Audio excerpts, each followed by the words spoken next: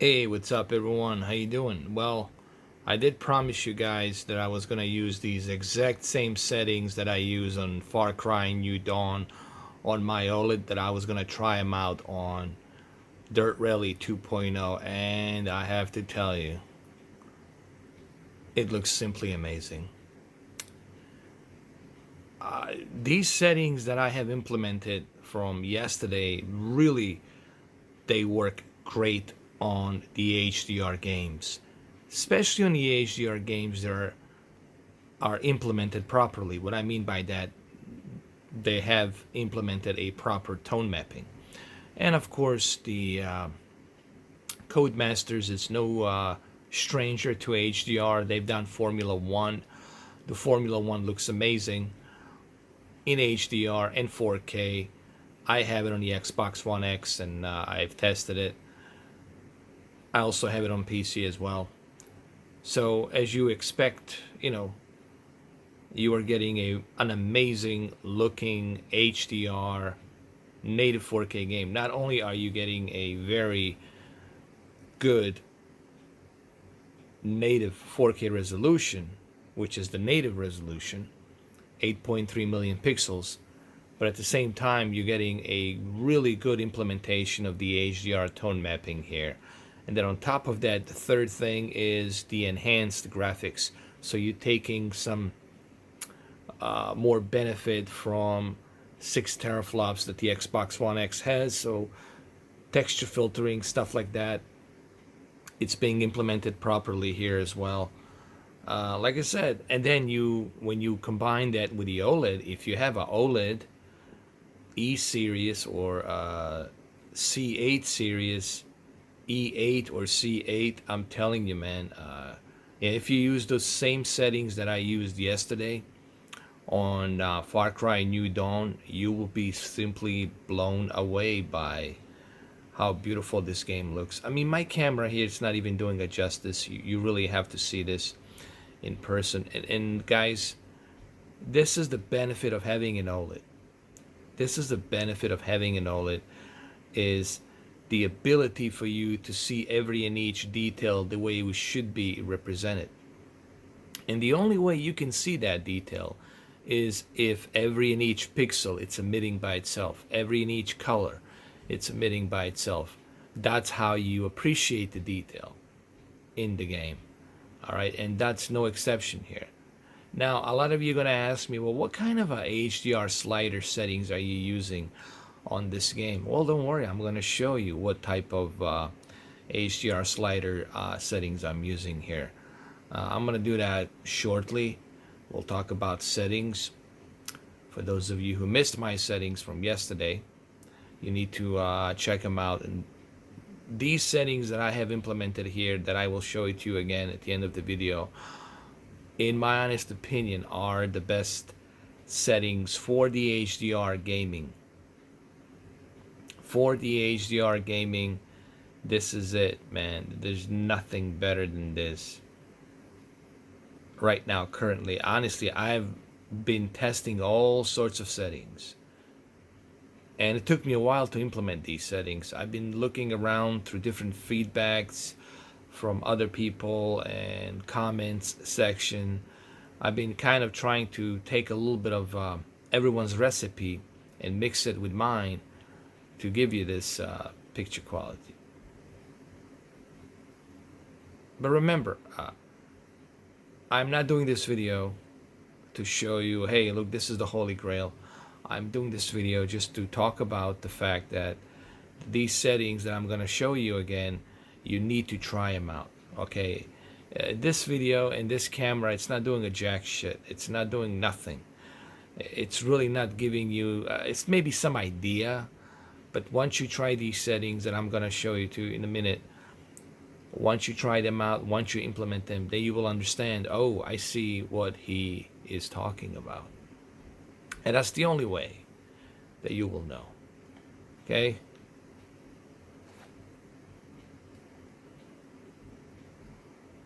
Alright, let's do this again. Let's just keep the car over here.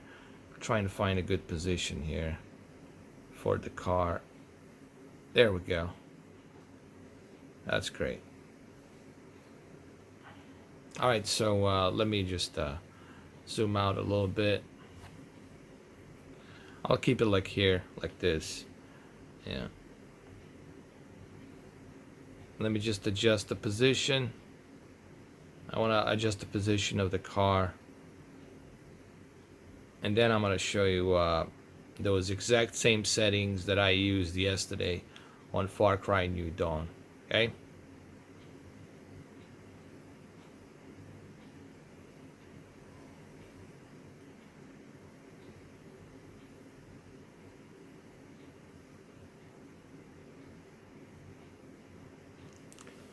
Alright, so the first thing first.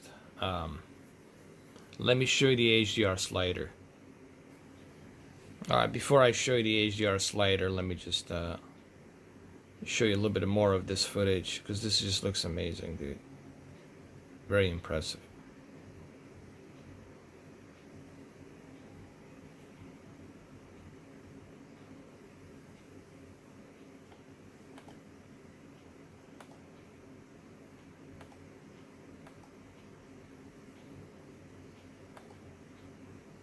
I mean, look at this, man.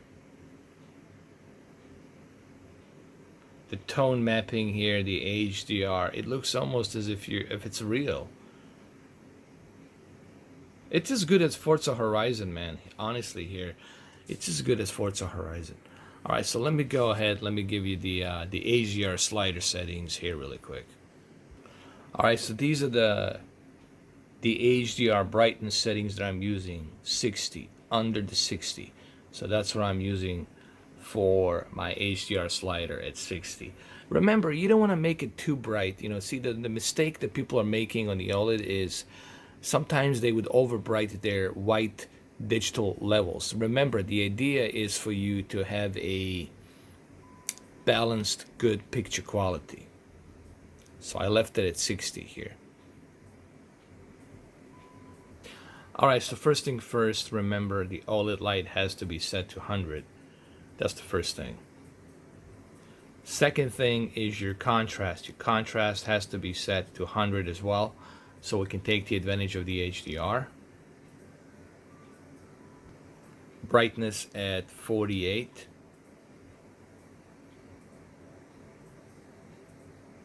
Sharpness at 24. Color at 56.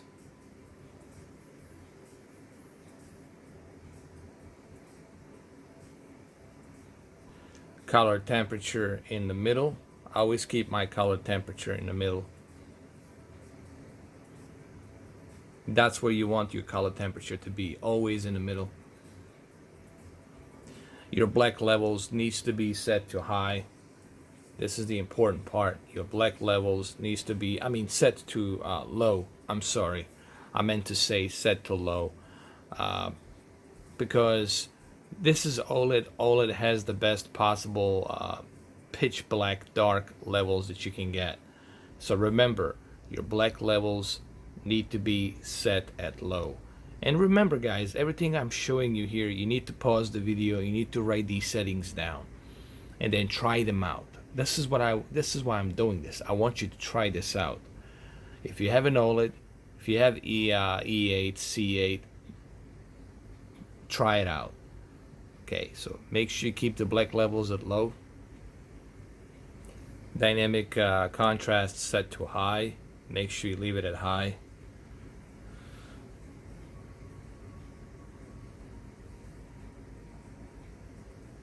Very important here to keep your dynamic tone mapping to on. This is the caveat of the new 8 series of the OLED from the LG. This dynamic tone mapping, it's a game changer. Maybe I can demonstrate that again. You see what happens when you turn it off, how dimmed it is, and you see what happens when you turn it back on. How clean that contrast dynamic between the black digital levels and white bright digital levels become for the HDR. So leave it on.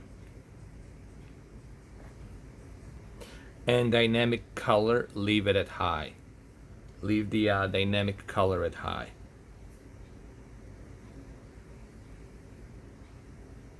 And the last thing, of course, is your color gamut. Keep it at wide.